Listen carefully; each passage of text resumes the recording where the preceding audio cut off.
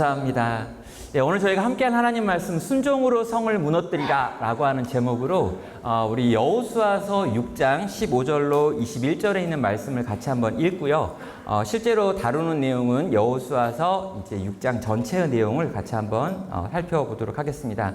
우리 한번 말씀 한번 같이 소리내서 읽어보겠는데요. 여호수아서 6장 우리 15절로 21절까지 말씀입니다. 한 절씩 한 절씩 한번 소리내서 읽도록 하겠습니다. 교독하겠습니다. 일곱째 날 새벽에 그들이 일찍이 일어나서 전과 같은 방식으로 그 성을 7번 도니 그 성을 7번 돌기는 그날뿐이었더라.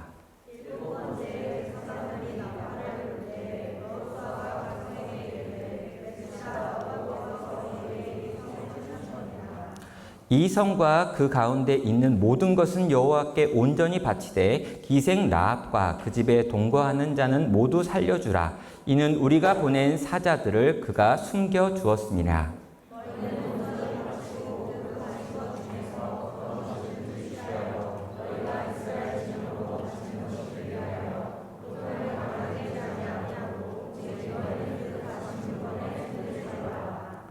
은금과 동철 기구들은 다 여호와께 구별될 것이니 그것을 여호와의 곳간에 드릴지니라 하니라.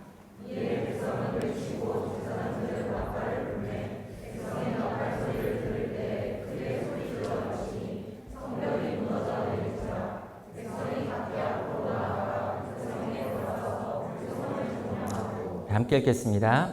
그 성 안에 있는 모든 것을 온전히 바치되 남녀노소와 소와 양과 나귀를 칼날로 멸하니라.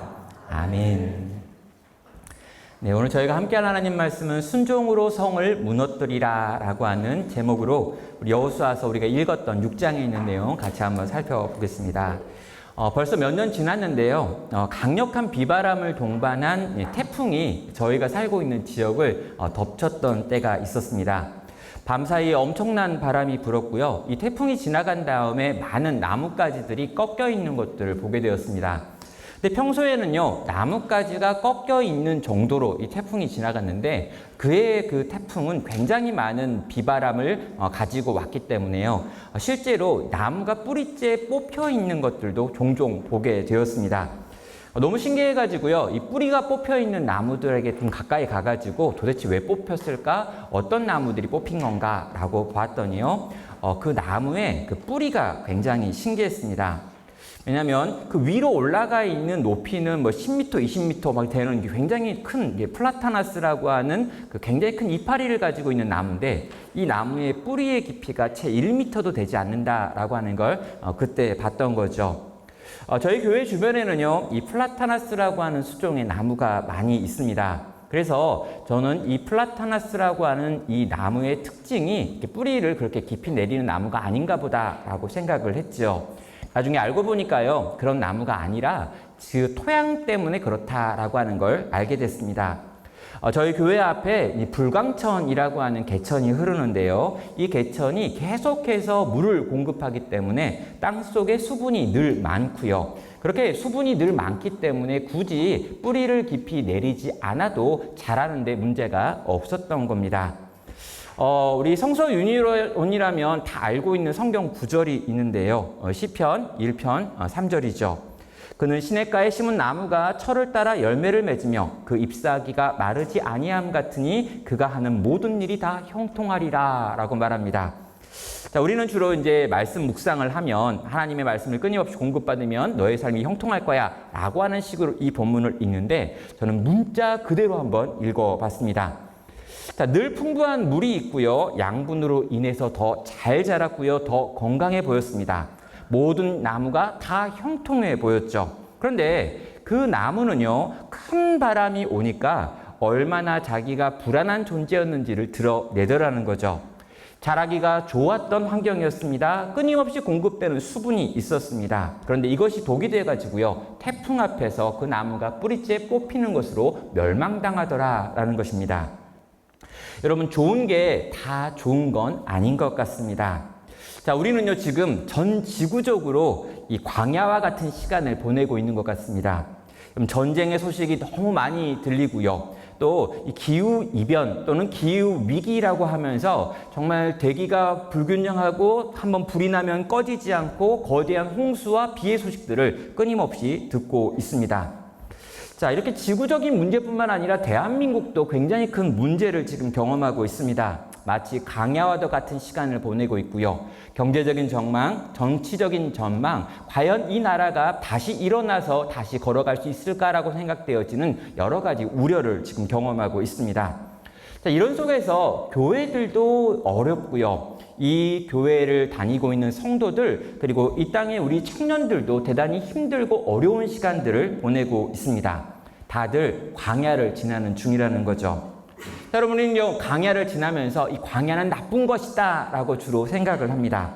가능하면 광야와 같은 시간이 없었으면 좋겠다. 내 인생이 정말 저 시냇가에 심겨진 나무와 같아서 풍족하게 수분을 공급하고 양분을 공급받아서 무럭무럭 그냥 잘 자라면서 형통한 삶이었으면 좋겠다라고 하는 생각이 우리 대부분이 다 가지고 있는 생각입니다.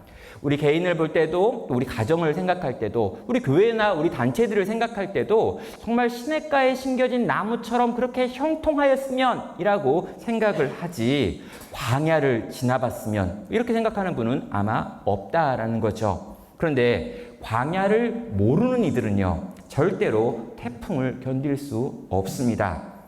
오늘 우리는요, 우리에게 주어져 있는 광야, 이 광야를 왜 우리가 지나가야 되는지를 한번 배워보도록 하겠습니다. 그리고 이 광야 같은 시간을 지나며 성도가 마땅히 배워야 될 한 가지가 있다면 그게 과연 뭔지 한번 생각을 해보려는 거죠. 자, 출애굽한 이스라엘 백성들은요, 곧바로 가나안 땅에 들어가고 싶었습니다. 열심히 걸어가면 2개월에서 좀 길게 잡아도 3개월이면 지금 이제 이스라엘 백성들이 시내산에 갔다가 시내산에서 넘어와 가지고 이 가나안 땅에 들어올 수 있었던 거죠. 자, 그런데 이스라엘 백성들이 그렇게 열심히 와가지고 가데스 바데아에 왔고요. 그리고 12명의 정탐꾼을 보냈는데 그중에 10명이 돌아와가지고는 지금 거기 가면 우리 다 죽습니다. 거기 아낙 자손이 있습니다. 거기 산성이 있습니다. 그들의 무기는 우리보다 훨씬 더 강력하네요. 라고 하는 이야기를 들려줍니다. 이 이야기를 들었던 이스라엘 백성들은요, 우리가 다 죽게 생겼구나, 싸우면 완전 끝나겠구나 라고 하는 말을 하면서 전투하기를 포기하고 뒤로 물러나려고 하죠. 자, 하나님께서는요, 그 이스라엘 백성들의 불순종을 보면서 버럭 화를 내셨습니다. 너희가 12명의 정탐꾼으로 40일 동안 정탐을 하고 난 결과가 불순종이니 나는 너희를 40년 동안 광야에서 뺑뺑이 돌게 만들겠다라고 하신 거죠. 그래서 이스라엘 백성들은요, 이제 광야에 던져지고 아주 길고 긴 광야의 시간을 통과해야 했습니다. 그럼 광야는요, 기본적으로 아주 지긋지긋합니다. 거긴 늘 목이 마르고요, 늘 배가 고프고요, 늘 춥고 늘 더운 곳입니다. 자, 그 광야를 이스라엘은 40년 동안 돌아다녀야 했습니다. 그리고 그 시간은요, 언뜻 보면 버린 것 같은 시간이었죠. 자, 여러분, 이 버린 것 같은 시간, 허비한 것 같은 시간, 완전히 나를 잃어버리고 내가 가지고 있는 모든 자산이 다 소진되어져 버리는 것 같은 그 시간이 광야의 시간인데요. 그럼 이스라엘 백성들은요, 이 광야의 시간 동안 무언가를 배웠다는 거죠. 그래서요, 이 처음 출발했던 출애굽 1세대라고 하는 그룹과 전혀 다른 모습의 출애굽 2세대가 만들어지고요, 이 출애굽 2세대를 통해서 가나안 전쟁이 시작되며 가나안 땅을 차지하게 되는 겁니다.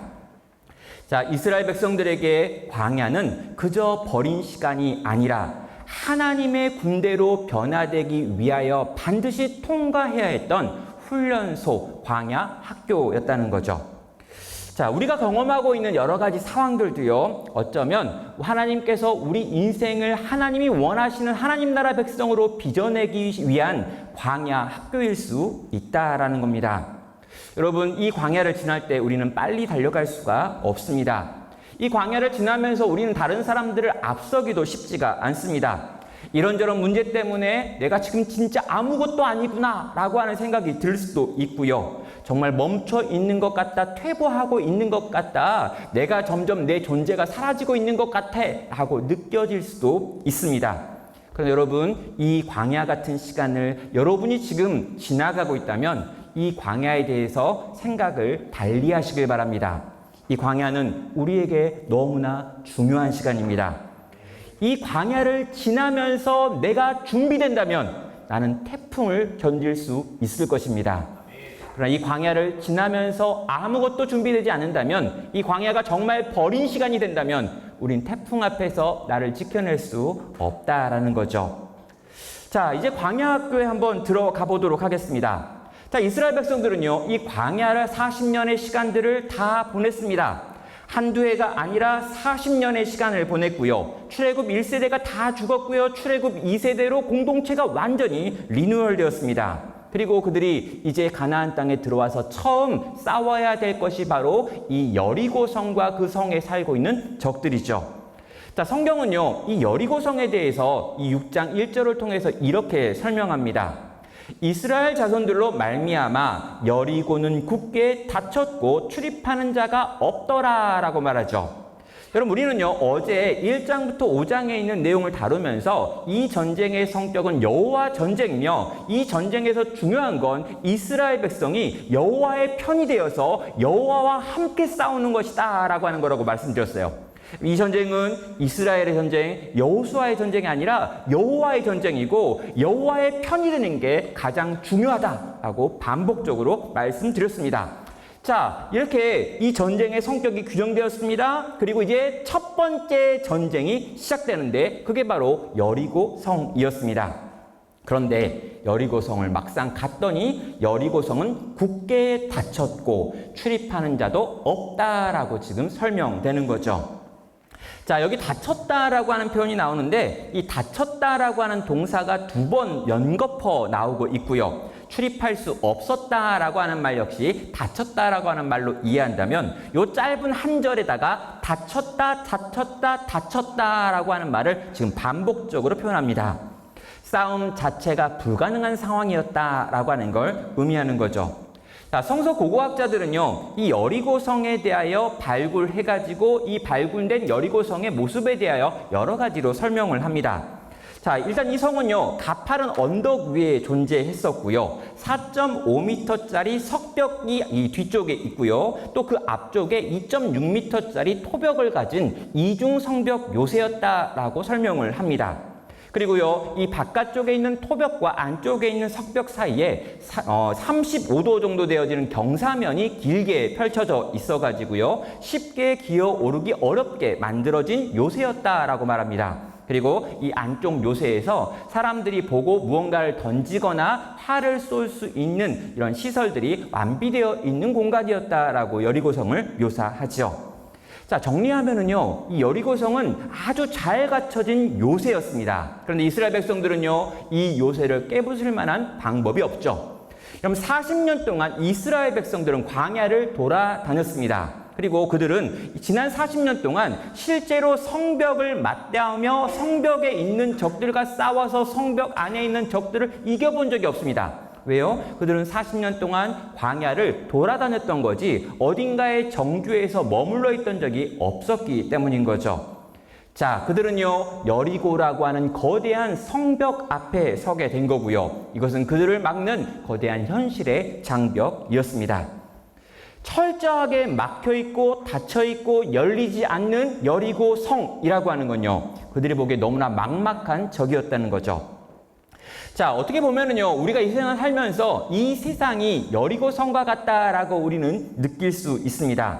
우리는 교회 안에서, 성경 안에서 신앙으로 사는 법은 이러이러한 것이다 라고 하는 걸 배웁니다. 그리고 잘 살아봐야겠다라고 결단도 하지요. 근데 막상 내가 가진 신앙과 내가 받은 믿음, 내가 가지고 있는 이 성경의 말씀을 가지고 이 세상 속에 들어가서 이 세상에서 한번 살아보겠다라고 하면 그럼 일단 취업부터 안 됩니다. 그러니까 여러분, 취업이 돼야 내가 직장 들어가서 나의 정체성을 드러낼 텐데 취업이 안 돼요. 아니, 내가 들어가가지고 거기서 뭘 좀 잘해가지고 유능한 사람이 되어가지고 다른 부하 직원을 잘 돌봐야지 팀장이 돼야겠다는데 팀장을 못해요. 그러니까 여러분, 뭔가 좀 내가 싸워봐야지, 믿음대로 해봐야지, 내가 가지고 있는 신앙의 양심대로 무언가 새로운 일들을 세상 속에서 한번 살아내리라, 세상 속에서 하나님 나라 군대답게 뭔가를 해버리라. 그런데 기회가 주어지지 않는 것. 그럼 이때 우리는 너무나 막막합니다. 거기다가 내가 현실에 들어가가지고 현실 한번 찬찬히 살펴봤더니 저 인간은 도대체 칼 하나가 들어갈 것 같지 않아 보이는 너무 견고한 요새 같은 거예요. 저기 여리고, 저기 여리고, 저 여리고, 심지어 쟤는 동생인데 여리고, 온통 다 여리고인데 나랑 놀아주지도 않고 나랑 대화하지도 않고 내가 뭘 가지고 들어간다 한들 나에게 그 마음을 열어줄 것 같아 보이지 않는 세상의 여리고를 경험하게 된다는 거죠. 현실의 장벽이 너무 높은 것입니다. 세상은 강력한 성벽으로 둘러싸여 있는 것 같습니다. 결단코 무너질 것 같아 보이지 않더라는 거죠. 우리와 싸울 수 있는 기회조차 주지 않은 채 세상은 영원토록 허물어지지 않을 것 같은 모습으로 우리 앞을 막아서는 겁니다. 여러분, 이스라엘 백성들은요, 믿음으로 출애굽을 했습니다. 믿음 때문에 광야에서 하나님의 손에 훈련도 받았습니다. 이렇게 저렇게 훈련을 하면서 굉장히 힘들었지만 그래도 그들의 마음에는 뭔가 있게 있는 거예요. 목적이. 우리가 이렇게 훈련받고 이렇게 준비돼서 저 가나안 땅에 들어가가지고 한번 멋지게 싸워버리라. 근데 문이 안 열려. 그럼 이 세상에 들어가서 정말 믿음의 싸움을 싸우려고 했는데 거대한 성벽에 가로막혀버린 거죠. 그리고 어찌해야 될지 알 수가 없는 것입니다. 자, 여러분, 이 거대한 현실의 장벽 앞에서 하나님 나라 백성은 과연 어떻게 싸울 수 있는 걸까요? 그리고 어떻게 해야 이길 수 있는 걸까요? 자, 여러분, 이 여리고 전쟁은요, 굉장히 독특한 전쟁입니다. 여러분, 성경 전체에서 여리고성이 무너지는 이 전쟁과 같은 전쟁은 존재하지 않습니다. 여러분, 이 전쟁의 특징이 뭐냐면요, 이 가나안 전쟁이라고 하는 전체 전쟁의 첫 번째 장에서 이 전쟁의 성격을 가장 노골적이고 선명하게 보여주기 위하여 택하신 하나님의 선택받은 아주 독특한 전쟁이 바로 이 여리고성 전쟁이라는 거죠. 그래서요, 이 여리고성에서는요, 실제 일어나는 일이 다른 성에서 동시에 일어나거나 다시 일어나지 않습니다. 이 여리고성을 무너뜨리는 장면에 보면요, 계속해서 하나님께 바쳤다, 하나님께 바쳤다, 하나님께 바쳐진 것이다. 여리고성도 하나님께 바쳐졌고 거기에 있는 모든 생명들도 바쳐졌고 거기에 있는 모든 물건들도 다 하나님께 바쳐졌다라고 하는 헤렘이라고 하는 단어가 나옵니다. 여러분, 이 헤렘이라고 하는 단어의 특징이 뭐냐면 이게 하나님의 것이다라는 거예요. 다시 말해서 이 전쟁 전부가 다 하나님의 것이다. 아무것도 인간들이 가져갈 생각하지 마라. 이건 샘플이다라는 거죠. 하나님 나라 전쟁이 있는데 너희가 싸워야 될 이 세상 나라에서 하나님 나라 군대로서 싸워내야 될 여러 전쟁들이 있는데 이 전쟁 전체가 가장 큰 개념으로 보면 이 헤렘 전쟁, 여호와 전쟁이다라고 하는 걸 보여주기 위한 샘플의 성격을 가지고 있는 게 바로 이 여리고성이 무너지는 장면이라는 거죠. 자, 그래서 2절은 이렇게 말합니다. 보라, 내가 여리고와 그 왕과 용사들을 너의 손에 넘겨주었으니 라고 하면서 이 전쟁에 대한 이야기를 하나님이 시작하세요. 여러분, 하나님이 여리고를 그냥 준대요. 거기 있는 왕도 그냥 주겠다. 거기 있는 용사들이 있는데 그 용사들도 그냥 넘겨주겠다라고 말하는 거예요. 그러니까 너네가 칼을 들고 싸우라라고 말씀하시지 않고요. 너네가 머리를 굴려가지고 이 성을 무너뜨릴 방법을 찾아가지고 그걸 무너뜨려야 돼라고 이야기하지 않고요. 그냥 내가 싸워서 왕도 주고 여리고 성도 주고 용사들도 다 주고 이 모든 것 다 너한테 그냥 줄 게니까 이 싸움에서 너는 뭔가 너희가 가지고 있어야 될 특별한 것들에 대하여 증명하라 라고 하는 요청만 하신다는 거죠. 이 전쟁에서 네가 할 일은 내가 만드는 승리를 잘 보면서 뭔가를 깨닫는 거야 라고 지금 말하며 이 전쟁이 시작됩니다. 그리고요, 하나님께서 이제 이스라엘 백성들에게 여호수아에게 먼저 또 여호수아의 입술을 통해서 이스라엘 백성들에게 하시는 명령이 있습니다. 자, 뭘 명령할까요? 우리는 다 그 이야기를 압니다. 그럼 여리고성이 어떻게 무너졌는지 모르는 분? 없어요. 여리고성 어떻게 무너집니까? 여리고성이 있는데 하루에 한 바퀴씩 돌라라고 명령을 하죠. 그래서 하루에 한 바퀴 돌고 집에 와서 쉽니다. 또 다음날 일어나가지고요, 또 한 바퀴를 돕니다. 그리고 또 쉬어요. 셋째 날도 돌고, 넷째 날도 돌고, 다섯째, 여섯째 날 다 한 바퀴씩 돌아요. 그리고 마지막 날 갑자기 이제 오늘도 한 바퀴 돌까 그랬더니 오늘은 좀 많이 돌아야 돼. 7바퀴 돌아. 그래서 총 13바퀴를 도는 거예요. 저는 13바퀴인지 몰랐던 분이죠. 아직까지 7바퀴인 줄 아는데 오늘 처음 13바퀴였구나. 아니, 지금이라도 깨달으면 돼요. 처음에 6일 동안 한 바퀴씩 6바퀴 돌고 마지막 날 7바퀴 돌아서 총 13바퀴를 돌아요. 13일의 금요일 생각하면 좋아요. 13일 13일. 이렇게 13바퀴 돈 다음에 이제 이 여호수아가 크게 외치라 그래요. 그러면 이스라엘 백성이 그 말 듣고 크게 외쳐요. 그러면 그때 이제 제사장들이 양각나팔을 불어라 하고 나누는 딱 불어요. 그러면 끝나는 거예요. 자, 하나님의 명령은 딱 그겁니다. 자, 그런데요, 그 명령을 우리가 받았어요. 그리고 이스라엘 백성도 이 명령을 받았지요. 자, 여러분, 이 명령을 딱 들었을 때 여러분 그냥 고개를 끄덕이면서 하나님은 이런 걸 명령했고 여호수아는 이걸 잘 들은 다음에 이스라엘 백성에게 잘 설명을 해서 이스라엘 백성들이 그걸 잘 순종했구나 라고 생각하고 고개를 끄덕이며 다음 장 넘겼다면 진지하게 여러분의 머리는요 삥꼬지라고 있다는 게 아니에요. 여러분 진짜 생각을 해야 돼요. 되게 이상한 명령입니다. 여러분 이걸 듣고 이걸 따라서 이렇게 하는 거 이건요 약간 미친 짓이에요. 여러분 전쟁이 장난입니까? 그럼 지면 죽어요. 지금 처음 전쟁인데 이 전쟁이 애매하게 끝나버린다? 그러면 여러분 어떻게 합니까? 그 뒤에 있는 그 길고 그 많은 적들과의 싸움은요. 여러분 시간이 지체되면 안 됩니다. 가나안 연합군들이 길갈로 몰려오면 어떻게 합니까? 지형짐을 하나도 없는데 거기서 포위당하면 어떻게 되라고요? 지금 최대한 빨리 이 전쟁을 끝내고 조금 더 좋은 곳에 가가지고 진을 치고 적들이 쳐들어오는 걸 준비해야 되는 게 지금 상황입니다. 근데 하나님 때문에요. 시간이 너무 지체됐어요. 아니 말도 안 되는 하나님의 명령들이 계속 나왔거든요. 길갈에서 할례를 행하라 그래가지고 한 2주 지나가 버렸습니다. 거기서 6월절 절기를 지키라 그래가지고 또 절기 지키나 또 시간이 지나갔어요. 근데 지금 여리고성을 빨리 무너뜨려야 되는데 이 여리고성 앞에서 한 바퀴 돌고 쉴래요. 또 한 바퀴 돌고 쉬라고 그럽니다. 아니 우린 성격이 급하잖아요. 한국은 빨리빨리 민족이잖아요. 한 바퀴씩 돌 거면 그냥 하루에 다 돌면 안 될까요? 이틀에 다 돌아버리죠. 하나님은 한 바퀴 돌고 쉬고 다음 바퀴 또 돌고 너무 많이 시간을 허비했는데 또 시간을 허비하라고 하는 7일짜리 명령이 떨어진 겁니다. 자, 이 하나님의 말도 안 되는 명령이 주어진 거죠. 근데 여러분 이 하나님의 말도 안 되는 명령도 되게 이상한데요. 더 이상한 건 뭐냐면요. 이스라엘 백성이에요. 이 말도 안 되는 명령을 받고요. 여호수아가 어떻게 합니까? 하나님 왜요? 하나님 그게 무슨 말이에요? 아니 진짜요? 이렇게 물어봐야 되는 거 아니에요? 여호수아가요 듣고는 고개를 끄덕이더니 그냥 와요. 그래서 이스라엘 백성들한테 말합니다. 그 모든 내용을 아주 정확하게 하나하나 다 전달해요. 이스라엘 백성이 그걸 들었습니다. 어떻게 반응해야 합니까? 진짜요? 진짜?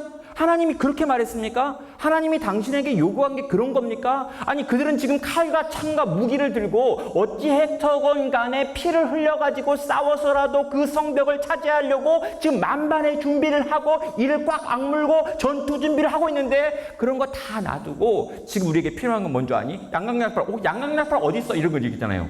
그리고는 거기를 돌라고 명령을 하고 있던 거죠. 근데 문제는요. 여호수아도 질문하지 않고요.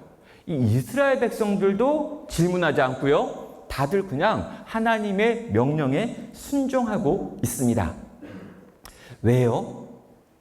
진짜요? 정말로요? 라고 질문해야 될 그 타이밍에 아무도 질문하지 않고요. 아무도 자기들의 의심을 표현하지 않고요. 하나님의 명령에 순종하여 움직이고 있는 모습을 보게 된다는 거죠. 자, 사랑하는 여러분, 이 황당한 여호수아와 이스라엘의 순종은 과연 어디에서 나온 것이냐라고 물어봐야 되는 겁니다. 자, 저는요, 이걸 절대 순종이라고 하는 표현을 한번 써봤습니다. 과연 이스라엘 백성들이 이렇게 절대 순종을 할 수 있게 된 이유가 뭐냐라고 하는 거죠. 저는요, 한 3가지로 정리할 수 있었습니다. 첫째는요, 여리고성 전투의 본질이 무엇인지를 그들이 아는 지식이 있었기 때문이다라고 생각을 합니다.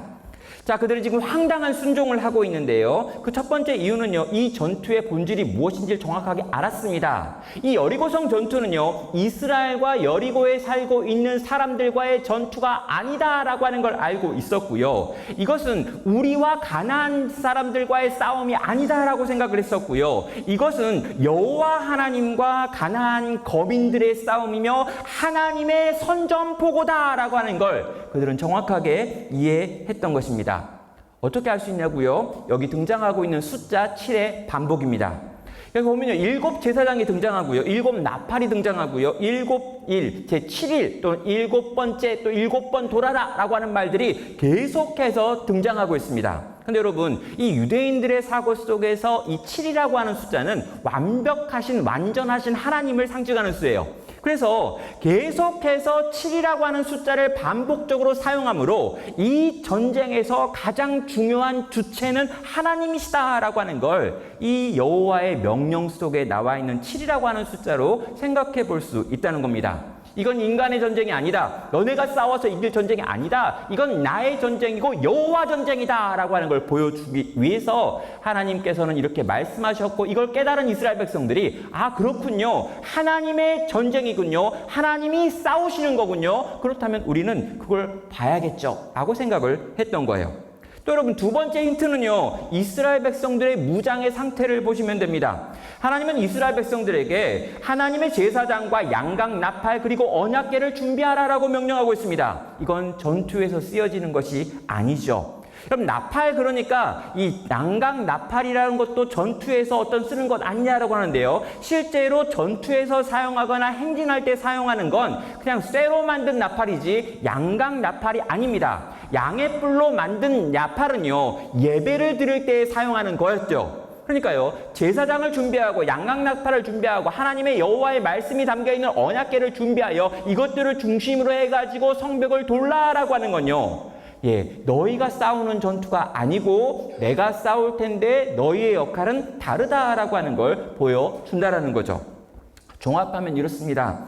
여리고성 전투는요, 앞으로 이스라엘이 싸워야 될 모든 가나안 전쟁의 성격이 여호와 전쟁이다라고 하는 걸 보여주기 위해서 하나님께서 직접 싸우시는 장면을 보여주기 위한 전쟁이었다는 거죠. 그리고 이스라엘 백성들은요, 이 7이라고 하는 숫자와 하나님 당신께서 준비하라고 하는 것들을 준비하면서 그렇구나, 이 전투는 그런 성격의 전투이니 우리는 이렇게 그분을 따라가면 되는 거구나 라고 하는 고백을 하며 순종으로 나아간 겁니다. 사랑하는 여러분, 이것이 우리 삶 가운데 어떤 의미가 있을까요? 여러분, 세상에서 영적으로 깨어서 이 땅을 살아야 한다, 하나님 나라 전투를 치러야 된다라고 할 때 반드시 기억해야 될 진리가 바로 이것입니다. 우리는요, 우리가 세상과 싸운다고 생각합니다.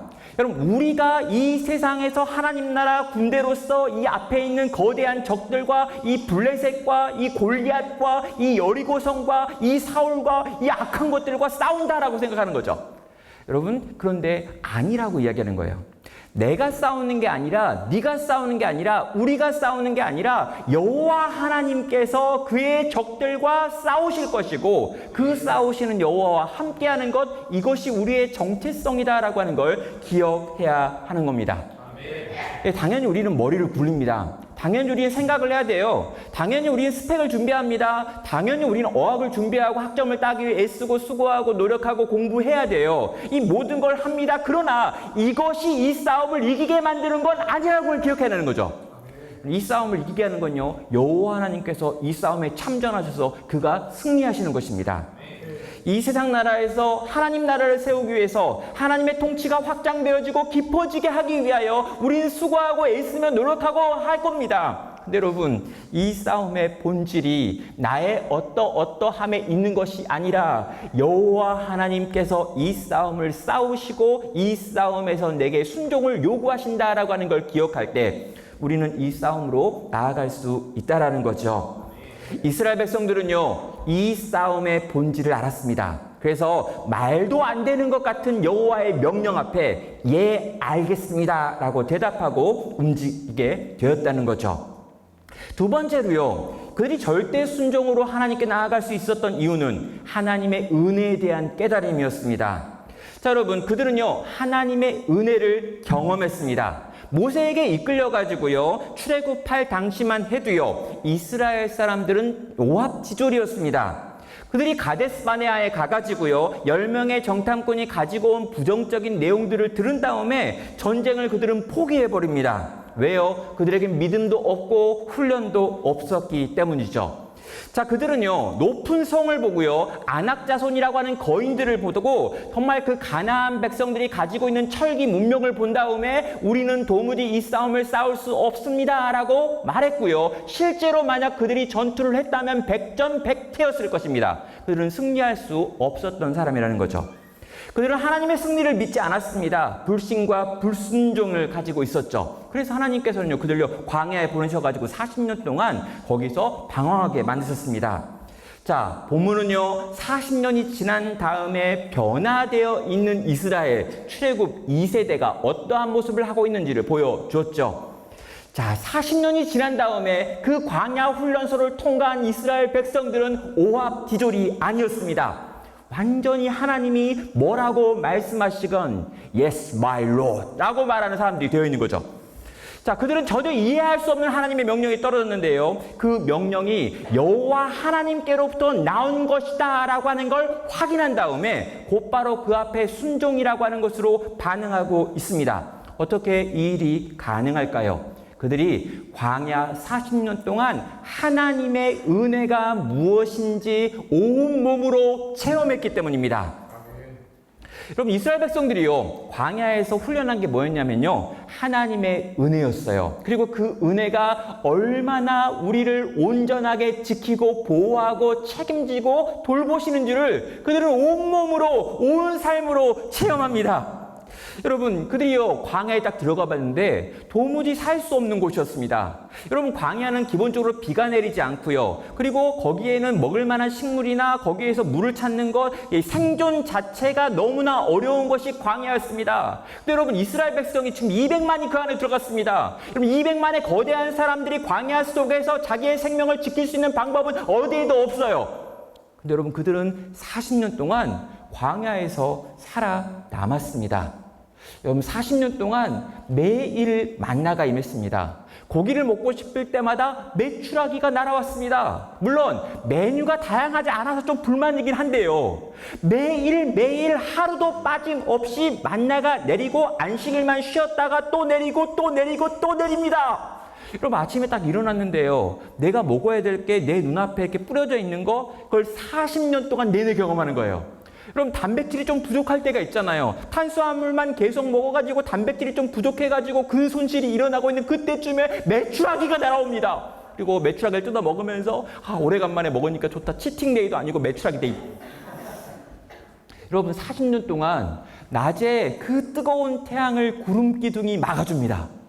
여러분, 40년 동안 밤에 그 추운 열기를, 그 냉기를 하늘에 있는 불 기둥이 막아줍니다. 여러분, 이 모든 것들이 그들을 보호하여서 40년 동안 그들로 하여금 살게 만들었습니다. 그리고 그렇게 살아서 지금 여기까지 왔다는 거죠. 그럼 제가 가장 감동적으로 보는 게 뭐냐면요, 신명기 29장 5절에 나와 있는 이 표현입니다. 여러분, 주께서 40년 동안 너희를 광야에서 인도하셨거니와 너희 몸에 옷이 낡아지지 아니하였고 너희 발에 신이 헤어지지 아니하였으며 라고 말합니다. 여러분, 옷이 있는데요, 40년 동안 닳아지지 않았어요. 신이 있는데 이 신을 40년 동안 신었는데 닳아서 없어진 신이 없답니다. 여러분, 도대체 뭘로 만들어야 그러죠? 나일론으로 만들면 그렇게 되나요? 신을 신었는데 신을 쇠로 만들면, 이 무쇠로 만든 쇠라면 40년 동안 걸어 다녀도 이렇게 삭지 않는 걸까요? 여러분, 이걸 생각해 보면요, 말이 안 됩니다. 여러분, 어느 날 이스라엘 백성들이요, 이렇게 40년 동안 한 25년 정도 걸어 다녀봤어요. 근데 걸어 다니다 보는데 어느 날 옷을 딱 만졌는데 20년을 입었고 30년을 입었는데 옷이 하나도 헤어지지 않았다라고 하는 걸 깨닫는 거고요. 어떻게 내가 신는 이 신은 기껏 해가지고 이 바다에 있는 어떤 해달 가죽 이런 걸로 만든 신인데 요 신이 40년이 다 되도록 헤어지지 않고 아직도 내 발을 지키고 있는가라는 생각이 드는 거죠. 이건 일어날 수 없는 일이에요. 근데요, 이 일이 내 속에, 우리 안에 일어나는 일이었다는 거죠. 하나님의 보호하심이 너무 섬세한 거예요. 온 이스라엘 백성들을 지켰다. 그때는 약간 모호한데요. 하나님이 내 옷이 헤어지지 않도록 지키고 내 신이 닳아지지 않도록 지켜서 내 발이 부르트지 않았고 그 40년의 시간 동안 이렇게 하루하루 인도해서 목마를 때마다 비가 내렸고 목마를 때마다 오아시스에 들리게 하셨고 그 긴 세월 동안 나라고 하는 인생을 지켜서 여기 오게 하셨다라고 하는 걸 그들은 온몸으로 경험한 사람들이라는 거죠. 여러분, 우리는요, 이스라엘 백성이 이 40년의 광야 세월 동안 뭘 배웠는지를 여기서 확인하게 되는 겁니다. 우리는요, 하나님께서 이스라엘한테 너네 한번 개고생해봐라, 광야에서 한번 썩어봐라 하고 징계의 차원에서 광야로 내어 몬 거라고 생각했어요. 물론 징계의 의미가 있습니다. 그러나 하나님께서는요, 이스라엘 백성들에게 더 중요한 무언가를 가르치고 싶어서 광야로 보냈던 거죠. 아무에게도 기댈 수 없고 무엇도 기댈 수 없는 그 광야라고 하는 척박한 환경 속에서 오직 여호와 하나님의 은혜로만 살아가는 법을 그들은 거기서 배웠던 겁니다. 그걸 안 배우면요, 망하니까요. 여러분, 가나안 땅이 어떤 땅입니까? 젖과 꿀이 흐르는 땅입니다. 그리고 그 땅에 들어가면은요, 그 땅에 있는 거대한 이 7개 부족들이요, 그들이 가지고 있는 문화와 문명과 그들이 가지고 있는 우상들을 가지고 거기에 들어오는 모든 것들을 집어 삼키는 땅이 바로 가나안 땅이었습니다. 가나안 땅을 민수기 13장 31절에서는요, 그 땅의 거민을 삼키는 땅이다라고 말합니다. 그 땅에 뭐가 들어가건 간에 그것들을 다 집어 삼켜가지고 자기화시키고 가나안화를 시키는 땅이 바로 그 땅이라는 거예요. 이스라엘 백성이 그냥 들어가면 결단코 그 속에서 성도로 살 수 없는 겁니다. 그래서 하나님은요, 이 광야에서 이스라엘 백성들을 빚어 놓았다는 거죠. 하나님의 날마다 베푸신 은혜를 절감하는 자들로, 그 은혜가 아니면 살 수 없고 그 은혜로 산다는 게 이런 거군요 라고 하는 걸 고백하는 사람들로 바꿔 놓은 겁니다. 사랑하는 청년 여러분, 지금 인생을 살다가요, 와, 내가 광야 같은 시간을 보내고 있다라고 느끼시는 분 있습니까? 정말 언제 끝날지 모를 것 같다라고 절망하고 낙심하며 도대체 내 앞에 있는 여리고성을 난 어떻게 무너뜨릴 수 있을까? 언제쯤 비가 내리는 걸까? 내 인생이 해뜰 날이 언제일까라고 생각하면서 막막하고 답답한 시간을 보내는 이들이 있습니까? 그렇다면 여러분, 이 광야 같은 시간은요, 하나님께서 우리를 징계하시는 시간이 아니라 훈련의 시간인 줄 아시길 바랍니다. 그리고 이 훈련의 시간 속에서 하나님의 은혜를 경험하십시오. 여러분, 인생이 힘든데 밥은 먹었어요. 인생이 힘든데 너무너무 외로울 때 친구한테 전화는 와요. 그러니까 너무너무 짜증나고 힘들고 어렵고 내 인생이 되는 게 없는 것 같아 보이는 그때라도 나를 살게 만드는 하나님의 은혜가, 아니 많은 것도 아니고 다양한 것도 아닙니다. 기껏 만나고 기껏 매출학이에요. 매출학이 얼마나 조그맣습니까? 매출학 요만한데 요거 뜯어먹고, 아니 치킨이 먹고 싶다고요.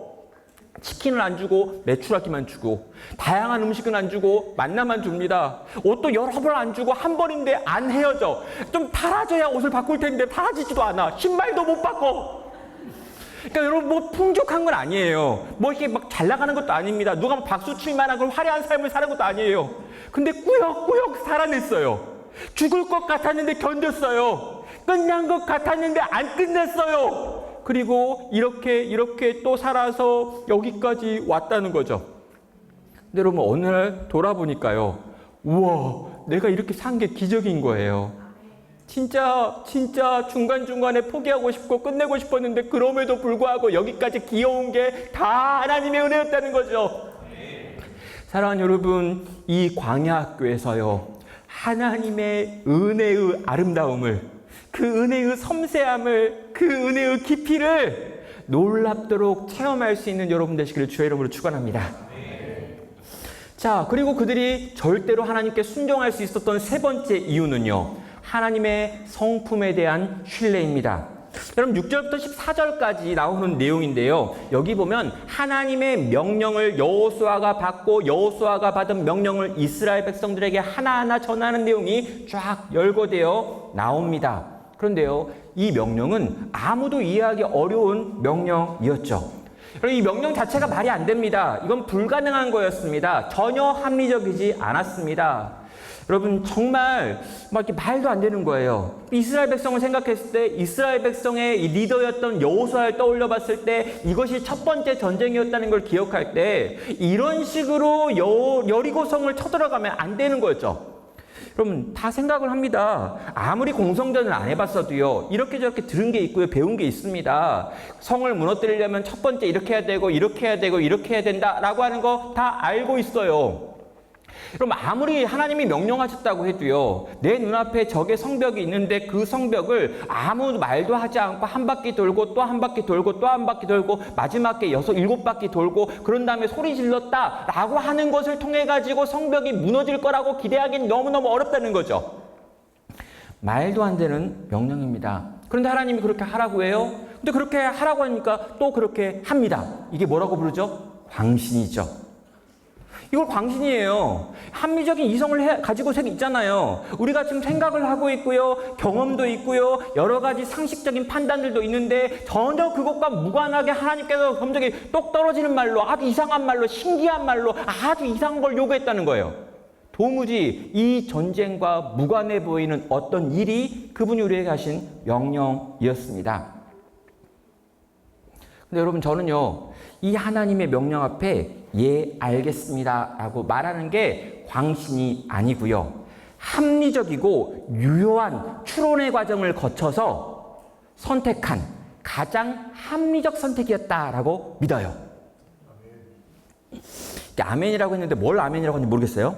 그러니까 제가 말도 안 되는 말인데. 제가 왜 이걸 믿냐고요? 제 아이가 4살 때였습니다. 저희 이제 아들이 지금 18살인데 이 아들이 4살 때쯤에요. 남자아이들은 다 그런데 높은 데 올라가서 뛰어내리는 걸 되게 좋아해요. 그리고 뛰어내린 다음에 어떻게 하는 줄 알아요? 탁 떨어진 다음에 엄마를 쳐다봐요. 그리고 어떻게 내가 얼마나 멋있는지 내가 얼마나 용감한지를 어떻게든 과시하죠. 남자아이는 진짜 키우기 어려요. 딸은 한 번도 못 부러진 적이 없는데 아들은 4번 부러졌어요. 근데 이 남자아이가 4살이 되는데요. 이 4살 전에는 자기보다 높은 데서 막 뛰어내렸어요. 근데 4살쯤 되니까 약간 인지능력이 올라가면서 자기 키보다 높은 데서 떨어지면 다친다라고 하는 걸 깨닫게 된 것 같아요. 그래가지고 그때부터는 자기 키보다 낮은 데서 뛰어내렸어요. 근데 요 4살짜리 제 아들이요. 자기 키보다 2배나 높은데도 불구하고 뛰어내리는 곳이 있었습니다. 뭐냐면 저희 집에 있었던 2층 침대예요. 그리고요. 그 2층 침대 아래 아빠인 제가 두 손을 펼치고 야 뛰어! 그러면 얘가 팍 뛰는 거죠. 자 여러분 이 2층 침대의 높이는 자기 키보다 거의 2배에 해당하고요. 이 정도 높이에서 떨어지면 걔가 머리가 굉장히 크기 때문에 머리부터 떨어져 가지고 중상을 입을 수 있는 가능성이 굉장히 높고 그 중상으로 인하여 뇌졸중 뭐 이런 것도 일어나 가지고 식물인간 뭐 이런 될 수 있는 가능성이 굉장히 높습니다. 굉장히 위험함에도 불구하고요. 아빠인 제가 그 밑에서 아들 뛰어! 그러면 애는요. 아무 주저함 없이 저를 향해 날아왔어요. 왜요? 예? 믿음이 있기 때문에. 맞아요. 걔는요. 합리적이고 유효한 추론의 과정을 통해 가지고요. 지난 4년의 시간 동안 내가 아빠에게 뛰어내렸을 때 아빠가 한 번도 나를 받지 않은 경우가 없으며 아빠의 능력과 힘을 고려했을 때 내가 이렇게 뛰어내려도 나를 충분히 안전하게 받아낼 수 있다라고 하는 걸 경험적인 이해를 통해서 알았기 때문에 그가 하는 선택은요. 합리적인 추론의 결과였다는 거죠. 그건 광신이 아니에요. 그리고 한 번도 걔는 떨어진 적이 없어요. 왜요? 아빠가 받았고요. 더 이상 못 받게 됐을 때 더 이상 아빠가 밑에서 손 내밀어 뛰라고 말하지 않기 때문이요. 이건 광신이 아닌 거예요. 살아보니 사라진 거예요. 아니 내가 살아봤더니 하나님이 이런 분이시구나. 하나님이 우리에게 무언가를 명령했다면 그 명령은 뭔가 이유가 있는 거구나. 내가 이해하건 이해하지 못하건 간에 하나님이 내게 무언가를 말씀하셨다면 이건 뭔가 나에게 굉장히 중요하고 좋은 것이며 선하기 때문에 내게 하신 말씀일 거야 라고 하는 합리적이고 유효한 추론의 과정을 통해 가지고 나오는 가장 좋은 선택이었다는 거예요. 그럼 이스라엘 백성들은요, 광야의 시간들을 지나가면서 하나님의 신실하심을 배웠습니다. 가끔 하나님은 이해할 수 없는 명령을 했습니다. 대표적인 게 구름 기둥으로 인도하는 거예요. 아니 좀 이렇게 빨리빨리 인도하지. 아니 3개월이면 갈 길을 어떻게 40년을 인도하냐고요. 말이 안 되죠. 나중에요, 이 구름 기둥이 인도하여 가지고 구름이 뜨면 가고 구름이 멈추면 멈추고 요 모든 지역들을 찍어보니까, 여러분 이렇게 인공위성에서 딱 찍어보니까요, 이스라엘 백성이 돌아왔던 그 모든 지역 밑에 수맥이 있는 지역에 딱 이런 거 나중에 밝혀졌어요. 그러니까 여러분 이 구름 기둥이 하늘에서 이스라엘 백성을 기묘하게 수맥 위로 인도해가지고 오아시스를 중심으로 움직여가지고 이 200만이 먹고 살 수 있는 물과 양식을 만들어내는 방식을 끊임없이 하늘의 하나님은 인도했던 거죠. 이스라엘 백성들은요, 몰라요. 그냥 구름이 떴네. 그럼 가요. 구름이 내려오네. 멈추자. 이렇게 하는 거예요. 아니, 대책 없는 거죠. 밤에 뜨면 밤에 가야 되고, 낮에 뜨면 낮에, 아우, 지금 뭐냐 도대체. 그런데 일단 그 하나님의 명령을 쫓아 행했더니 살았던 거예요. 그래서 지금 또 하나님은 이해할 수 없는 것을 나에게 명령하지만 나는 그분 앞에서 네, 알겠습니다. 라고 대답을 하더라는 거죠. 하나님의 성품을 신뢰하기 때문인 거죠. 여러분 인생이 어때요? 하나님을 신뢰하십니까? 진짜 어렵죠. 왜요? 내 인생이 당장 뭐가 안 될 때, 그리고 내 친구들은 다 적어가고 있는데 나는 그렇게 안 되고, 내가 정말 밀리는 것 같고, 도무지 이거 해결될 것 같지 않은 시간들이 막 길어지고, 내 집구석은 왜 이러며, 내 외모는 왜 이러며, 내 머리는 왜 이렇게 떨어지는지 막 이런 생각 막 들 때요. 아, 안 되겠다. 이건 끝난 것 같아. 라고 느껴지는 순간 있을 수 있습니다. 여러분, 제가요, 이제 사역을 열심히 했습니다. 열심히 이제 교회를 섬겼습니다. 또 우리 아이들 이렇게 돌봤습니다. 근데 이 코로나가 왔고요. 이 코로나가 온 상황에서 어떻게든 이 교회를 좀 잘 지켜야겠다 해가지고 온 힘을 다해 저와 아내가 열심히 이제 교회 뭐 신방도 하고 전화도 하고 온라인 프로그램 만들고 막 했어요. 자, 그렇게 열심히 코로나 기간 한 1년 정도를 보냈습니다. 근데 이 코로나 1년 정도 열심히 이제 교회 안에 있는 영혼들을 돌보면서 애쓰고 있는 동안에 저희 집 아이가, 이제 남자아이가 이제 중학생이 됐어요. 근데 중학생이 됐는데 학교를 안 가잖아요. 계속 방에 있었어요. 그러니까 중학교 2학년이 돼가지고 이제 학교를 가게 됐는데 이 아이가 학교 가는 걸 되게 힘들었습니다. 그리고 중학교 2학년 11월 8일 날 이 아이가 갑자기 아침에 학교를 가기 싫다라고 소리를 지르면서 굉장히 크게 분노와 슬픔을 표현했어요. 그리고 그 뒤로 3년 동안 집 밖에 나오지 않아요. 예, 금방 끝날 거라고 생각했습니다. 아니, 얘가 이제 11월이니까 요 방학만 지나가지고 방학 때 잘 쉬면 다음에 3월 달에 다시 학교를 가가지고 3학년을 마칠 거라고 생각했어요. 근데 3월 달이 돼도 걔는 도무지 밖으로 나올 수가 없었습니다. 예, 방 안으로도 아무도 못 들어오게 하고 방을 걸어 잠그고 방에 누군가 들어오려고 막 분노하고 방에다 뭐 머리를 막 부딪히고 막 그랬습니다. 애가 자살할까봐 무서워가지고 제 아내는 그 앞에 붙어가지고 잠들었습니다. 그럼 그렇게 시간들을 보냈어요. 조금 지나면 괜찮아지겠지, 조금 지나면 괜찮아지겠지라고 생각했습니다. 그래서 상담하시는 분도 집에 모셔봤는데 상담하는 분이 왔다는 걸 듣고 또다시 문을 걸어 잠그고 며칠 동안 안 나와버렸습니다. 그래서 얘를 치료하는 것도 어렵고 밖으로 데리고 오는 것도 너무 어려운 시간들을 보냈는데요. 우리 아이가 머리를 이제 그때부터 안 깎은 거죠. 3년 정도 지나니까요, 머리가 아주 더 길어요. 밤에 가끔 물목으로 나왔다가 저를 만나면 깜짝깜짝 놀랍니다. 귀신 줄 알아요. 이렇게 머리 길이는데. 여러분, 그때 우리 아이를 보면서요, 이 하나님, 제가 뭘 잘못했죠? 아니, 내가 뭘 못했나요? 내가 뭘 잘못했길래 하나님, 내 아이가 이런 건가요? 라고 질문했습니다. 그걸 때로는요, 진짜 너무 짜증나고 너무 화가 나고 정말 그만하고 싶을 때가 많았어요. 근데요, 진짜 하루는요, 진짜 그만하고 싶었어요. 진짜 정말 못하겠다라는 생각이 들었습니다. 근데요, 다 포기하고 싶고 다 끝내고 싶고 사역이고 뭐고 다 그만두고 싶었던 그때 너무 열받아가지고요, 이제 이게 한강 가는 길을 막 걸어, 한강에 뛰어드는 거 아니고 그냥 걸었어요. 한강으로. 한강을 향해서 막 걸어가는데 그 개천을 걷고 있는 그때요, 갑자기 걸어가는 중간에 갑자기 떠오른 생각이 있었어요. 지난 40 몇 년 동안 하나님이 너에게 어찌 대했는데, 내가 얼마나 놀라운 하나님의 은혜와 사랑을 경험하며 그 사랑을 고백하며 그 사랑 속에서 이제껏 살아왔는데, 기껏 지난 3년 동안 이러이러한 일 하나가 발생했다고 해서 하나님의 선하심을 너는 어떻게 불신할 수 있니? 하나님의 뜻과 계획하심이 있다는 걸 넌 어떻게 신뢰하지 않을 수 있니? 라고 하는 생각이 들었던 거죠. 그리고요, 그 길을 갈 때는 분노했는데요, 그 길을 돌아서 집에 올 때는요, 생각했습니다. 하나님이 뭔가 뜻이 있으시겠지. 하나님이 뭔가 계획을 가지고 계시겠지. 하나님은 나보다 선하시고 하나님은 나를 나보다 더 잘 아시며 그분은 나를 사랑하셔서 당신의 아들을 내어주시기까지 하신 분이니 내 인생에 있는 이 광야 같은 시간 역시 뭔가 의미가 있는 거겠지. 그리고 뭔가 의미가 있을 거라고 생각하고 내게 주어진 내가 해야 될 그 일들을 오늘 또 나는 감당하며 가야 되는 거겠지. 문제가 해결되지는 않았습니다. 그런데요, 그럼에도 불구하고 하나님은 선하십니다. 이제껏 제가 만났던 하나님은 늘 선하셨습니다. 내가 경험한 하나님은 늘 은혜로 충만하셨습니다. 그분은 늘 계획을 가지고 계셨고요, 그 계획을 이뤄 가셨습니다. 때로는요, 내가 이해하지 못해도요, 때로는 지금 당장 이해하지 못해도요, 때로는 지금 당장 답이 보이지 않는 것 같고 왜 그러는지 모를 것 같지만 그럼에도 불구하고 하나님 당신께서는 늘 당신의 능력으로 당신의 백성들을 지키고 돌봤다는 거죠. 그 하나님을 생각하니까요, 다시 마음이 회복됐습니다. 그리고 다시 일어나서 또 내가 걸어가야 될 하나님 백성의 길, 하나님 나라 백성들의 길을 걸 수 있었다는 거죠. 이스라엘 백성들 마찬가지예요.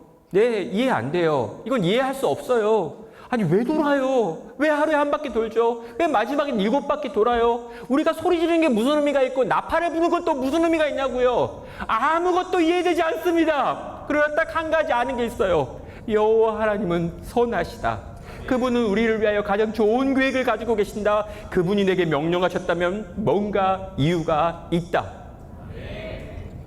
사랑하는 여러분, 그들은요, 이 광야의 훈련소를 지나가며 절대 순종이라고 하는 걸 배웠던 겁니다. 언뜻 보면은요, 우리 성도의 삶은 낭비가 많습니다. 예배는 낭비입니다. 기도도 낭비지요. 말씀을 배우고 익히는 시간도요, 세상 사람들이 보면 정말 쓸데없는데 힘쓴다라고 할 만한 일들입니다. 여러분, 이스라엘이 출애굽했을 때요, 주변에 있는 모든 민족들이요, 이스라엘 백성을 두려워했습니다. 왜요? 이스라엘 백성들이 애굽을 어떻게 나온지 그들이 다 들었기 때문인 거죠. 홍해가 갈라지는 이야기를 들었기 때문인 거죠. 신의 산 위에 불이 임했다라고 하는 이야기를 들었습니다. 그리고 그 여호와라고 하는 신과 함께 이스라엘 백성들이 밀어치면 가나안에 어떤 적들이 있다들 다 무너질 거야 라는 생각을 했습니다. 그런데요, 이스라엘 백성이 이제 가나안 땅에 금방 가가지고 가나안 땅을 점령할 줄 알았더니 광야에 들어가 버립니다. 그리고 40년 동안 광야에서 계속 뺑뺑이 돌고 있습니다. 아니, 금방 나올 수 있는데 우리가 조금만 노력하고 고민하고 생각하면 2달이면 나올 수 있는 그거를 어떻게 40년 동안 계속해서 안 나오고 그 속에서 버팅기며 살아가는 걸까? 인생 완전 낭비하는 거 아니야. 사랑하는 여러분, 때로 성도는요, 낭비하는 것 같은 시간을 삽니다. 여러분, 세상은요, 우리한테 늘 낭비한다고 그래요. 예배를 드리는 것도 낭비고, 뭘 기도하냐 그러고 그 시간에 공부나 더 하지, 단어나 몇 개 더 외우라고 그러고요. 여러분, 성경 큐티하고 묵상한다고 성적이 막 오릅니까? 물론 오를 수도 있어요. 뭐 언어 능력 같은 거. 근데 여러분, 진짜 우리가 하는 많은 것들, 하나님을 위해서 내어놓는 그 많은 것들은 대부분 허비라고 불려질 수 있다는 거죠. 여러분, 이스라엘에게도요, 광야의 시간은 허비한 시간 같았습니다. 그러나 여러분, 이스라엘은요, 그 허비하는 시간 같아 보이는 광야에서 하나님께 순종하는 법을 배웠다는 거죠. 이걸 훈련되었습니다. 이 부분이 그들에게 훈련되었을 때 그들은 여호와의 군대가 될 수 있었고요, 여호와의 군대가 되어 가나안을 향해 나아가게 되었다는 거죠. 사랑하는 청년 여러분, 어쩌면 지금 여러분도요, 광야의 학교에 있을 수 있습니다.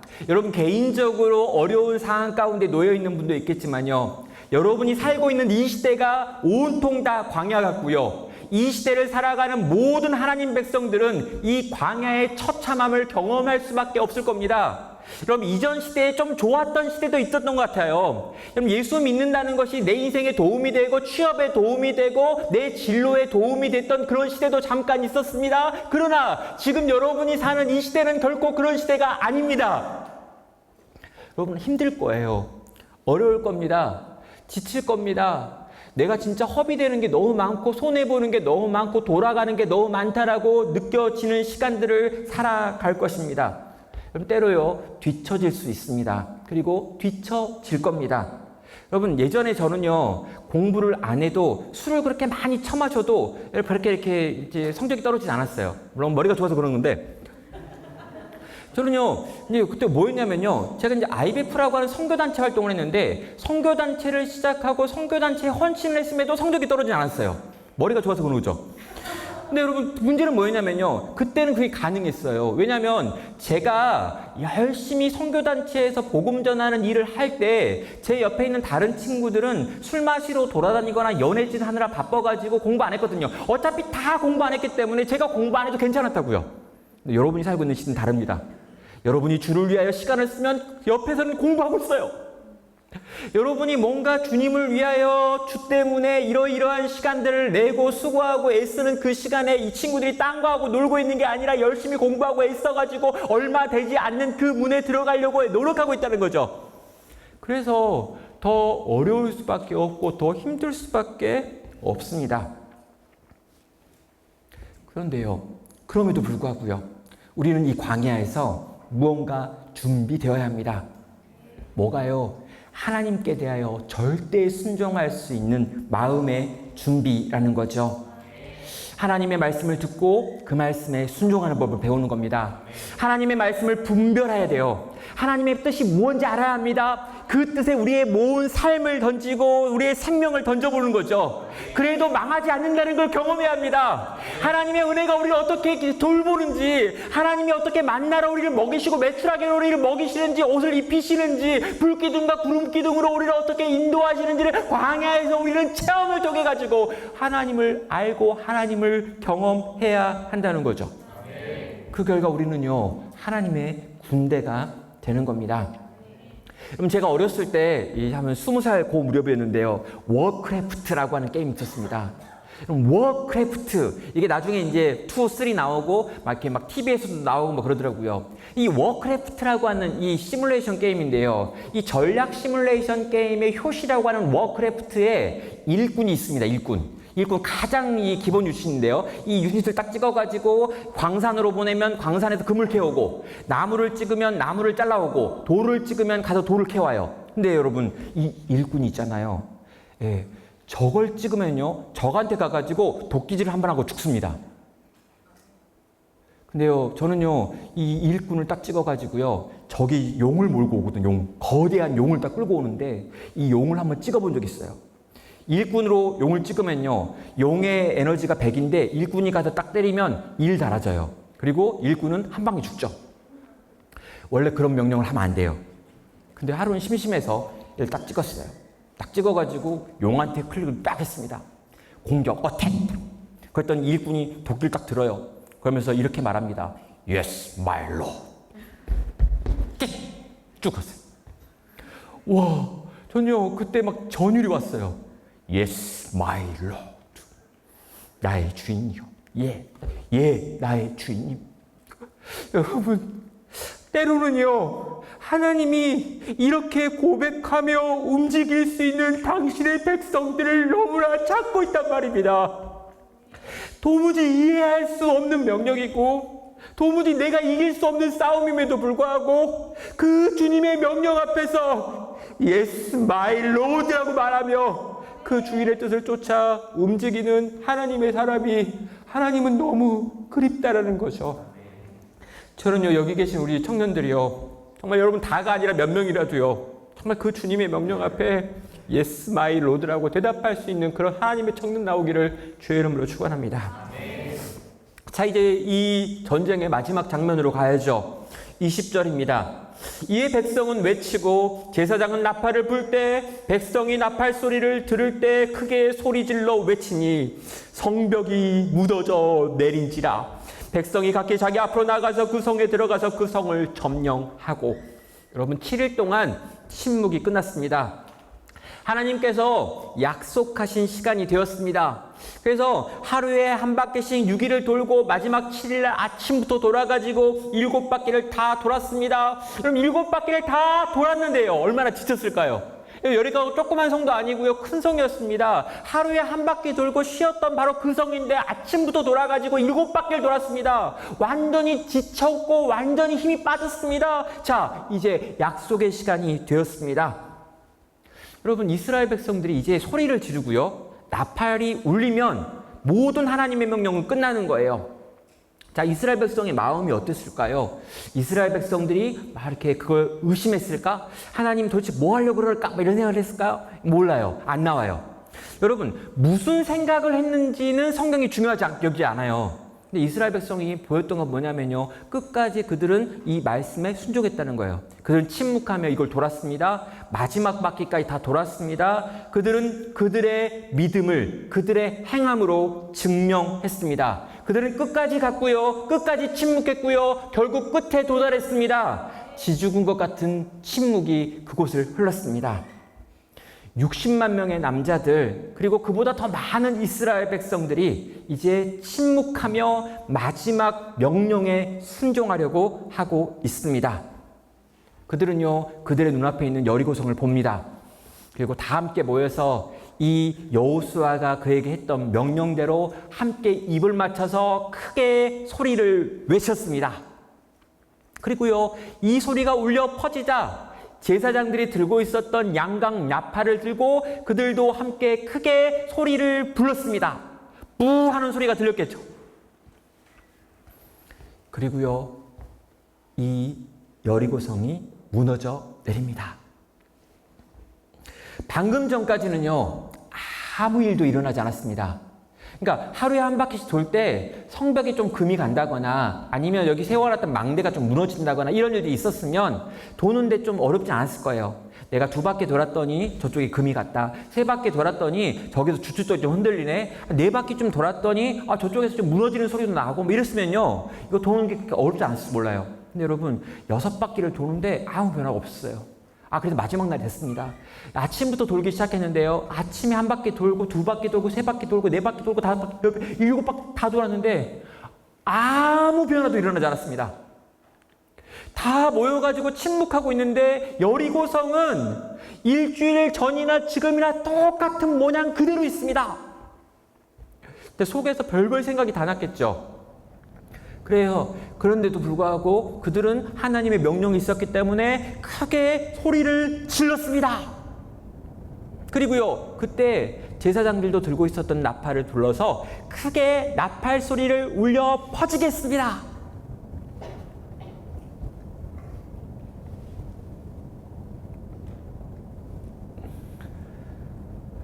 여러분, 여기 이 본문 다시 한번 보셔야 됩니다.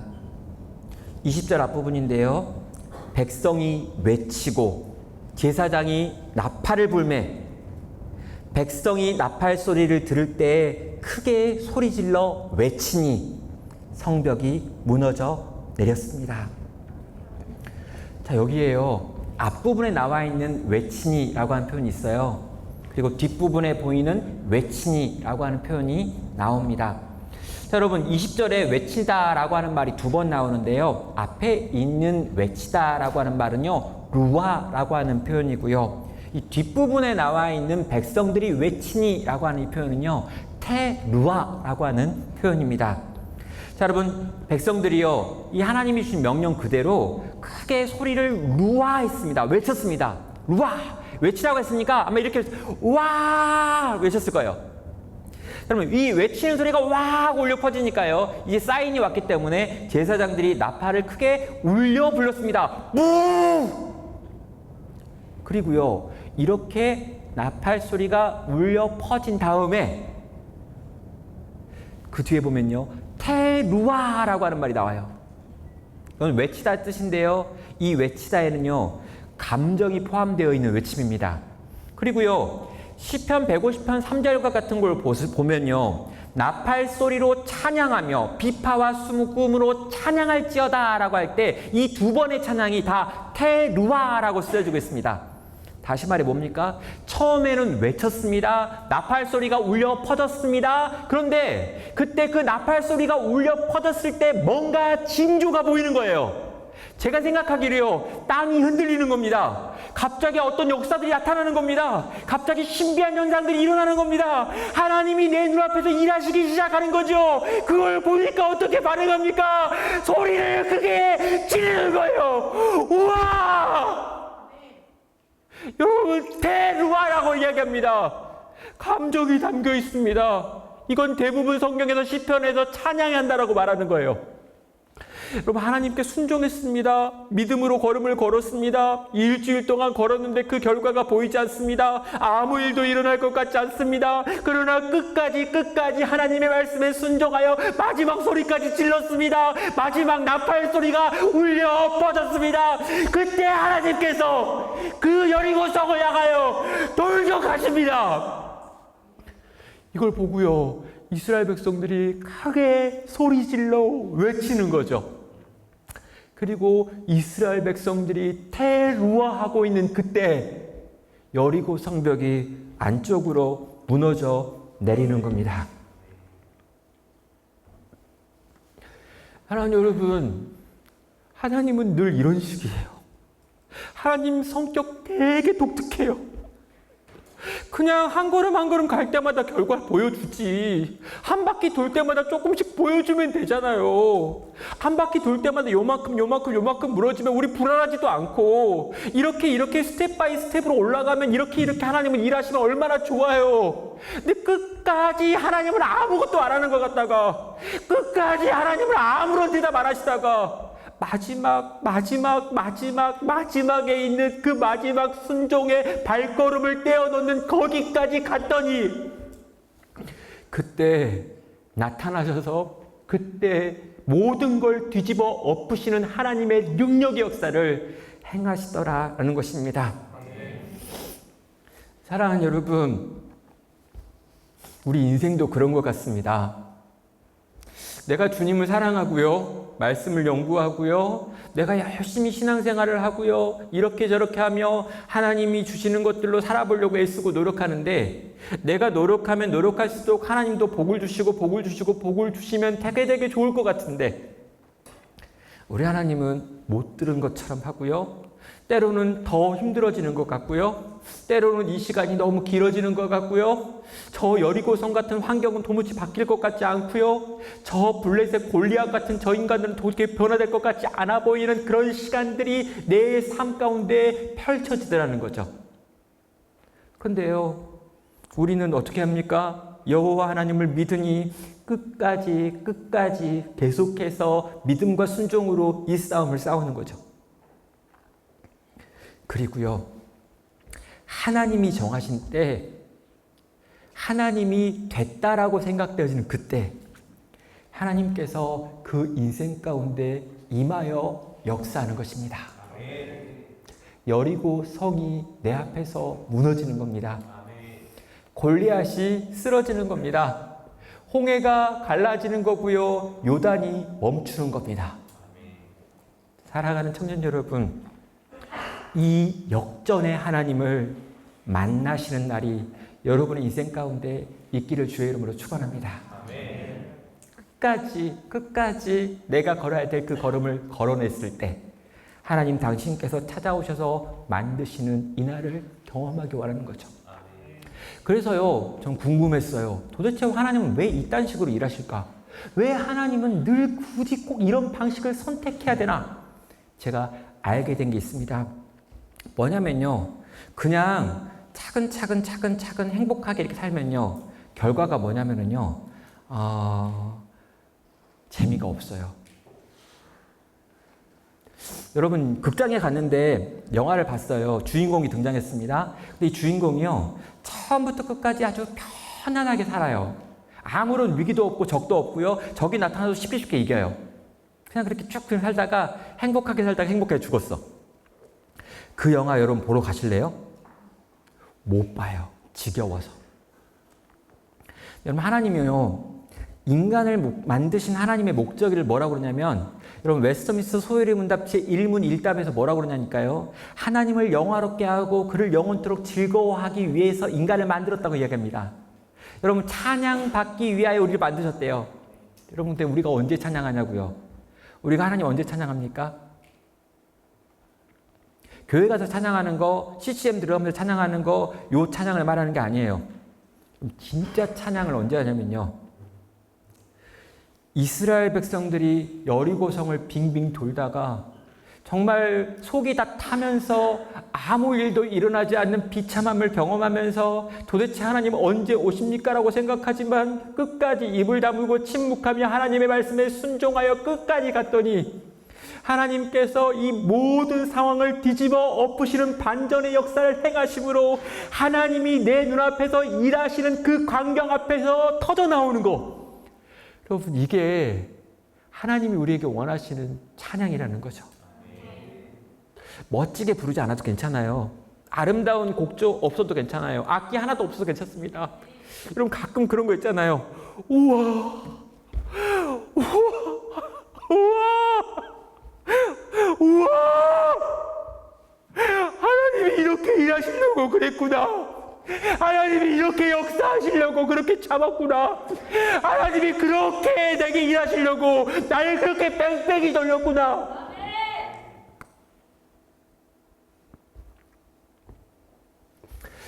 여러분, 제 아들이요, 3년 동안 집에서 안 나왔습니다. 집에서 안 나오는 애를 어떻게든 나오게 하고 싶어가지고 별별 방법을 다 동원했는데 안 됐어요.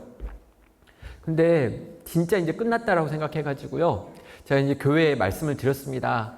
교회 이제 당회라고 해가지고 장로님들 계셔가지고 장로님들한테, 장로님, 제가 이제 이 교회 10년 있었고요. 그리고 제 집에 지금 3년 동안 집 밖에 나오지 않는 아들이 있는데 이 아들과 교회를 같이 섬기는 건 불가능해 보이니 주님, 제가 이제 교회를 좀 사임하고 이 아이를 회복시키는 데 집중을 하고 싶습니다. 라고 당회 때 제가 이야기를 했어요. 그랬더니 이제 당회가 난리가 나가지고 장로님 놀라셨죠. 그리고 이제 장로님들이 모여가지고 잠깐 이야기하다가 저한테 그랬습니다.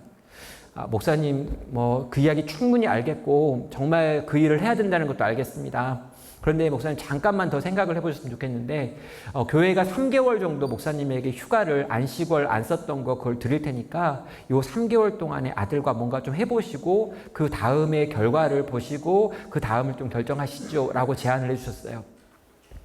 그래서 여러분, 3개월 동안 제가 작년에 이제 휴가를 얻게 됐습니다. 그리고 이제 제 아들하고 뭔가 이야기를 해가지고 이 아이를 밖으로 나가야 될 방법을 찾아야 했던 거죠.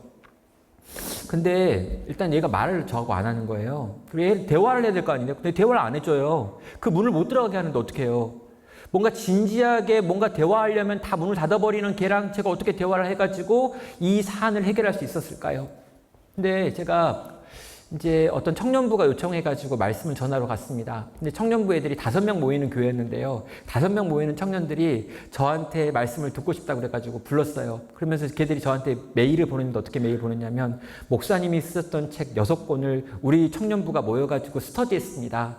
그래서 목사님에 대하여 전국에 있는 모든 교회 중에 가장 잘 아는 교회일 거라고 저는 생각합니다. 근데 5명인데 올까요 말까요? 이렇게 물어본 거죠. 근데 제가 그 말을 듣고요, 제 마음에 감동이 있었습니다. 여러분, 저 이렇게 3,000명 있는 청년들한테 말씀을 전하고 다니엘 기도에서 청년들한테 말씀을 그랬단 말이에요. 나름 되게 유명해요. 잘 나가요. 근데 저같이 위대한 설교자를 5명이 있는 공동체가 부른다? 말도 안 되죠. 근데 제 마음에 이 5명의 공동체 이렇게 담당 교육자도 없어가지고 회장이 보낸 메일이었는데요. 이 메일을 받고 이 메일에 마음이 동했어요. 그래서 거기 가가지고요, 말씀을 전했습니다. 말씀이 끝난 다음에 이 청년들이요, 저한테 감사하다고 강사비로 세상에서 가장 맛있는 치킨을 줬어요. 걔들이 그렇게 이야기하더라고요. 그리고 봉투에 그래서 세상에서 제일 맛있는 치킨집이래요. 이 치킨을 강사비 대신 줬습니다. 제가 나름 강사비가 좀 센데 치킨 한 마리로 때운 거예요. 제 마음이 너무 큰 기쁨과 감격이 있어가지고요, 이 치킨을 가지고 집에 왔습니다. 그리고 집에 와서 딱 들어왔는데 12시가 넘었어요. 근데 여러분, 12시 넘어가지고 집에 치킨 들고 가면 집에 있는 대학생 딸이 얼마나 싫어하는 줄 아세요? 냄새 난다고? 자기 다이어트 중인데 뭐 하는 거냐 막 분노하거든요. 엄마도 안 먹고 딸도 안 먹잖아요. 근데 나 혼자 먹기 너무 서러워. 그래서 제가 문을 놓고 했죠. 아들아, 평소에는 잘 안 나오는 거 알지만 세상에서 가장 맛있는 치킨을 내가 구해왔으니 심지어 이 치킨은 세상에서 제일 비싸기까지 하다. 그래가지고 한번 먹어볼래 그랬어요. 근데요, 그날 신기하게 얘가 기어 나왔어요. 배가 고팠나 봐요. 그래가지고 이 치킨을 먹는데 치킨을 먹을 때 너무 행복하게 먹으면서 이 치킨 너무 맛있다 그러는 거예요. 그러면 치킨이 너무 맛있어서 마음이 활짝 열려있는 것 같은 느낌이 들면서 눈이 초롱초롱 빛나고 있을 그때 제가 얘한테 이야기했습니다. 아들아, 아빠가 열심히 수고하고 있었다고 교회가 3개월간 휴가를 줬는데 아빠가 집에만 있으면 여기서 이 동네를 떠나지 않으면서 교회를 안 나갈 수 없잖니. 그래서 아빠가 어디 외국에 있는 어디 이렇게 아빠 제자가 하는 교회가 있으니까 요 교회도 가고 다른 선교사님도 만나고 이렇게 할 계획을 가지고 있는데 먹고 자는 문제는 다 거기서 해결해 준대. 비행기 티켓만 더 끊으면 같이 갈 수 있다는데 혹시 갈래? 라고 물었습니다. 집 밖에 안 나가는 애한테 해외여행 가자고 이야기한 거예요. 아들이 치킨을 먹다가 그 치킨을 딱 내려놓더라고요. 그래서 안 되는 거구나 라고 생각했는데 어디요? 그러는 거예요. 그래서 이러이러하다 그랬더니 갔으면 좋겠대요. 같이 가겠대요. 근데 작년 9월 달에 10월과 11월 해가지고요. 2달 동안 17번의 비행기를 타고요. 여러 나라들을 돌아다니는 세계 여행을 제 아들과 단둘이 했습니다.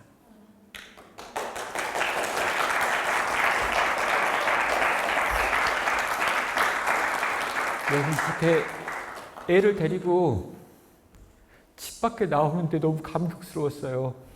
3년 만에 애를 데리고 나온 거거든요. 애를 데리고요, 이 전철 타고 이제 공항 가야 되는데, 공항 전철 타는 거기에 내가 띠고 들어갔는데, 제 아들이 도망가 버린 거예요. 사람들 많이 있는 거 보고 무서워가지고. 그래서, 끝났구나, 망했구나, 시작도 못 해보고 다시 가야겠구나 해가지고 저 쫓아가서 이 아이 잡았어요. 그리고 왜 그러니? 그랬더니, 자기가 카드를 가지고 이 공항 들어가려고 계속해서 공항 철도 그걸 찍는데 어디에 찍는지 기억이 안 나는 거예요. 3년 만에 나와가지고. 뒤에 사람들은 줄 서 있고 자기는 찍지 못해가지고 있는데 사람들이 째려보는 것 같아서 무서워가지고 순간 심장이 벌렁거리면서 뛰쳐 도망 나온 거였어요. 그래서 아니야 아들아 우리 같이 하자 그래가지고 다시 손잡고 걔 데리고 공항 철도 타고 전철 타고 공항 가서 비행기 타고 날아가는데요. 여러분 제가 진짜 그 비행기 딱 타고 비행기 출발하는데 막 울었어요. 눈물이 나가지고. 아니 집 밖에 안 나온 애를 데리고 내가 외국 간다고. 여러분 그렇게 2달 가까이요. 세상을 돌아다니고요. 아들과 단둘이 방에서 자고요. 먹고요. 씻고요. 그리고 돌아왔어요. 요즘은요. 종종 둘이 같이 밖에 나갑니다. 최근에 전주에 가가지고 전주에서 시범빵도 먹고요. 원래 경주에 있는 빵을 먹어야 되는데 전주에도 있구나 그래서 좀 먹고요. 맛있는 거 먹을 때 있으면 찾아가고요. 일주일에 한 번은 어떻게든 둘이 나와보려고 애쓰고요. 최근에 막 이렇게 우리 계엄령 선포된 그날 있잖아요. 12월 3일 그날 밤에 갑자기 얘가 뛰쳐나온 거예요. 그냥 아빠 지금 심각한 일이 발생했어. 왜? 그랬더니 지금 계엄령이 발동됐대. 그래서 큰일 났다 그랬더니 아들이 갑자기 옷을 막 입는 거예요. 이 역사의 현장에 난 가야겠다고. 그래서 애 데리고 역사의 현장에 가가지고 거기 막 그 국회 지키는 거 같이 지키고 계엄군 속에 들어가가지고 애가 막 사진 찍어오고 그리고 탄핵 집회가 열리니까 이 탄핵의 현장에 내가 가서 시위하겠다면서 지금 막 그 사람들 몰려있는 거기 가가지고 시위하다가 감기 걸려가지고 막. 예, 모르겠어요. 왜 하나님이 내게 3년의 시간을 우리 아이에게 그렇게 주셨는지. 근데 여러분, 하나님께서 이 아이를 너무 신기한 방식으로 너무 놀랍게 다시 살아나게 할 때요. 그때 저는요, 소리 없는 비명으로 하나님을 찬양했어요. 사랑하는 청년 여러분, 여러분의 인생에서 그 말할 수 없는 곡조 없는 찬양이 터져나오는 날이 있기를 주의 이름으로 축원합니다.